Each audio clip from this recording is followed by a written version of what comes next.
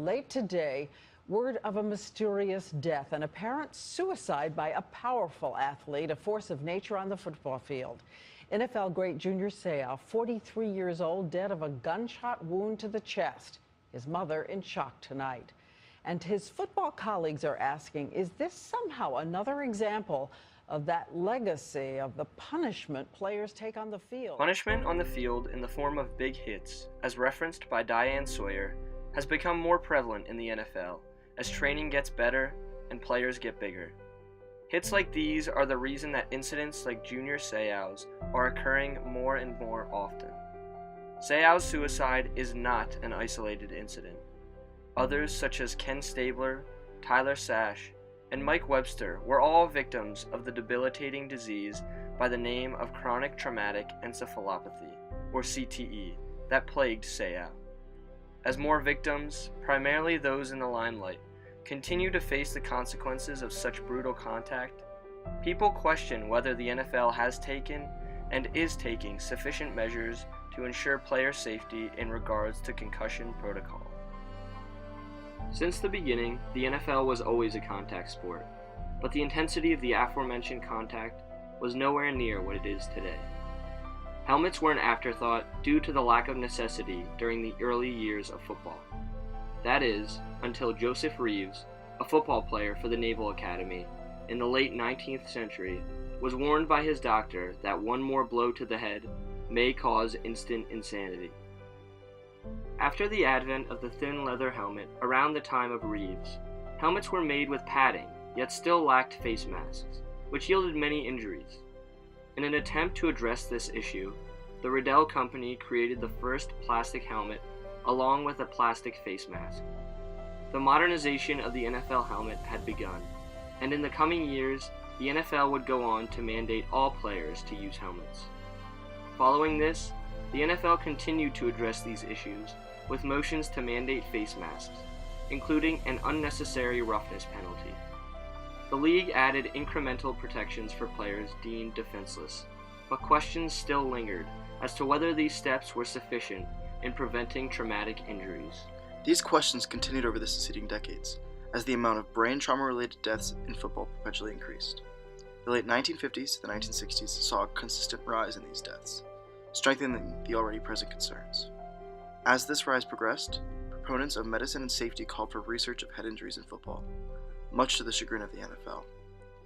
Despite the NFL's refusal to acknowledge the issue, studies were proving that there were indeed dangers in the game. For example, the severity of multiple concussions sustained by a player during a game, now known as second impact syndrome, was documented to be potentially life-threatening for players. Facts like these, along with other growing evidence, called for major changes to be made, but still, the NFL would not go public with the safety concerns. The NFL owners were not looking to change the game. The hard hits in football were what made it so successful and popular, even though these plays often sacrificed the bodies and brains of players. As a result, changes to the beloved sport were hard to enact, even with conclusive medical research. It wasn't until 1994 that the NFL first began to review this issue formally and recognize the dangers of concussions in their sport. The commissioner of the NFL, Paul Tagliabue, approved of the creation of the Mild Traumatic Brain Injury Committee to primarily study the effects of concussions and subconcussive injuries in NFL players, in an attempt to assuage fears of inaction and work towards a more safe league.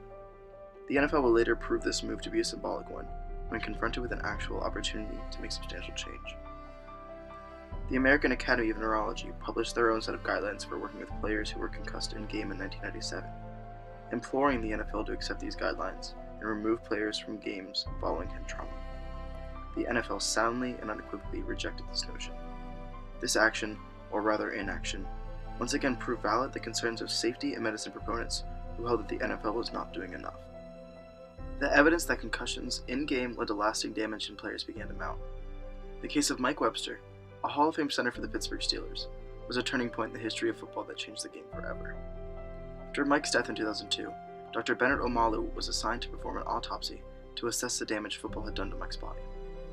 Being a neuropathologist, Omalu was interested in studying the brain and, in doing so, discovered that Mike had been suffering from CTE, a disease that had never been found in football players. CTE is a progressive degenerative brain disease that causes depression, memory loss, and dementia, and the fact that this early onset degeneration was found in a 50-year-old man's brain was startling. Omalu went on to publish his findings with the thought that the NFL would appreciate and be pleased with what he found. They weren't. In fact, the NFL intentionally tried to discredit his findings by saying they had serious flaws. It was during this time that the controversy of the severity of concussions grew exponentially. The following years brought much debate to the issue. On one side, the NFL's MTBI committee continually published findings that refuted the need to call any attention to concussions in the game.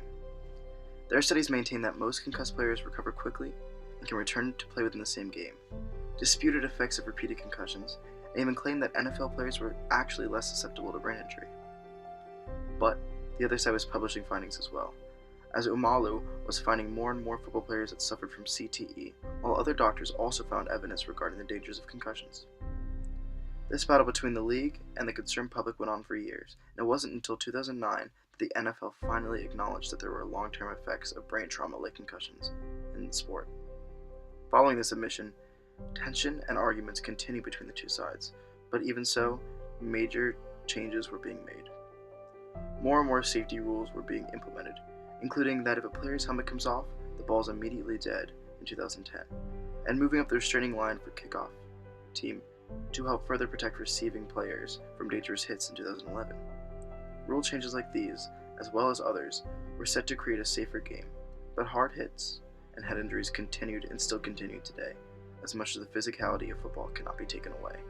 As we know, football today is still a widely popular and successful sport. Although the NFL has taken some steps to create a safer game, the issue with head injuries still remains.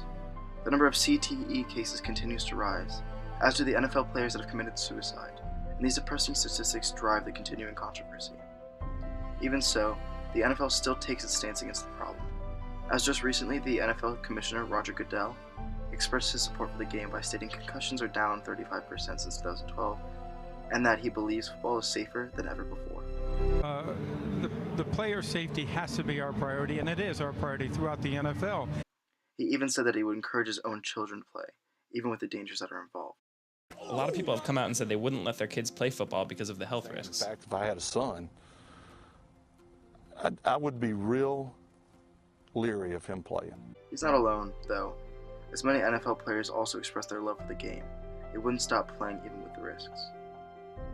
With this in mind, change is a hard undertaking even with the growing evidence against the game. Even though the major conflict and concern of whether football is safe enough, and if the league does enough to promote this safety, there is still support for this loved sport, and because of this, the game will continue.